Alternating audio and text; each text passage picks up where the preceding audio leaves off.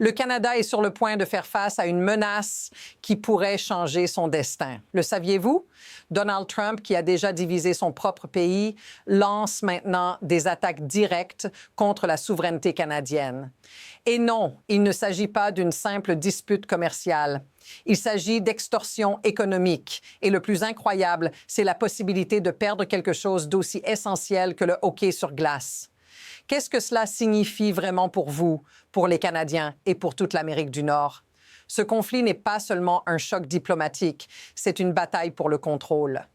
Mais ce que personne ne vous dit, c'est que cette histoire a un rebondissement inattendu. Restez jusqu'à la fin, car ce que vous allez découvrir changera complètement votre perception de ce qui est en jeu. Au cours des dernières 48 heures, les tensions entre le Canada et le régime de Trump ont atteint un niveau sans précédent. Et non, il ne s'agit pas simplement d'un désaccord sur les tarifs ou le commerce, c'est quelque chose de bien plus grave. Trump a menacé de supprimer le hockey sur glace du Canada si le pays concluait un accord commercial avec la Chine. Oui, vous avez bien entendu, un sport national pourrait être utilisé comme monnaie d'échange dans un accord international. Mais ce n'est pas tout. À peine quelques heures après, le même Trump a lancé un avertissement encore plus choquant, des droits de douane de 100% sur les produits canadiens si le pays ne devait pas acheter des avions F-35. Pourquoi une telle agressivité? Que se cache-t-il derrière cette pression sans précédent? Et le plus inquiétant, pourquoi maintenant? Que se passe-t-il dans les coulisses qui pourraient mettre en danger la souveraineté du Canada? Ce qui se passe ici n'est pas simplement un choc entre nations, c'est une manœuvre de pression. Trump a clairement indiqué que si le Canada n'achète pas les F-35, il y aurait des conséquences immédiates. Son ambassadeur a déjà averti que les forces armées des États-Unis survoleraient le Canada pour intimider la population. Ce n'est pas seulement une menace politique, c'est une tactique d'extorsion directe. Mais voici ce que personne ne vous dit. Il ne s'agit pas seulement d'avions ou de commerce, c'est une manœuvre pour montrer qui commande en Amérique du Nord. Si le Canada cède à cette pression, que restera-t-il de son indépendance? La véritable question est la suivante. Sommes-nous témoins du début d'une soumission économique ou de quelque chose de bien plus grand? Et comme si tout cela ne suffisait pas, la situation vient de prendre un tournant encore plus perturbant. Trump ne se contente pas d'attaquer le Canada économiquement, il complote aussi dans les coulisses. Il a été découvert que le régime de Trump a eu des conversations secrètes avec des groupes séparatistes en Alberta, encourageant l'idée que la province devrait se séparer du Canada. Ce n'est pas une théorie folle, c'est un fait. Les mêmes groupes radicaux qui ont demandé la sécession ont reçu un soutien explicite de Washington. Et ce qui est encore plus inquiétant, c'est que Trump ne se contente pas de soutenir ses idées. Il encourage la division interne d'un allié. Ce n'est pas seulement de la politique sale, c'est une attaque directe contre l'unité nationale du Canada. Si le plan de Trump continue à avancer, que restera-t-il de la relation entre les deux pays? Que se passera-t-il si les séparatistes en Alberta se sentent soutenus par la puissance la plus puissante de la planète? Mais ce n'est pas tout. Au cours des dernières 24 heures, la pression a été multipliée de façon exponentielle. Tout d'abord, le gouvernement canadien examine tous les contrats de défense avec les États-Unis, en particulier les avions F-35, et il y a déjà des rumeurs selon lesquelles le Canada pourrait chercher des alternatives. Et pendant ce temps, l'ambassadeur des États-Unis continue de menacer de représailles économiques si ses demandes ne sont pas satisfaites. Comme si cela ne suffisait pas, le même Trump qui parle d'accords commerciaux a également annoncé de nouveaux droits de douane sur les produits canadiens, y compris l'aviation. Et tout cela se passe alors que le gouvernement canadien se retrouve pris entre le besoin de défendre sa souveraineté et les exigences d'un voisin puissant. Que se passe-t-il lorsque cette pression se transforme en crise nationale? Et si le Canada ne peut plus contenir cette pression, quelles options lui restent-ils? Mais au-delà de la politique et des droits de douane, il y a quelque chose que nous ne pouvons ignorer, les gens. Les Canadiens commencent à ressentir le poids de ces menaces dans leur vie quotidienne. Il ne s'agit pas seulement de chiffres sur un graphique ou de décisions dans une salle de réunion.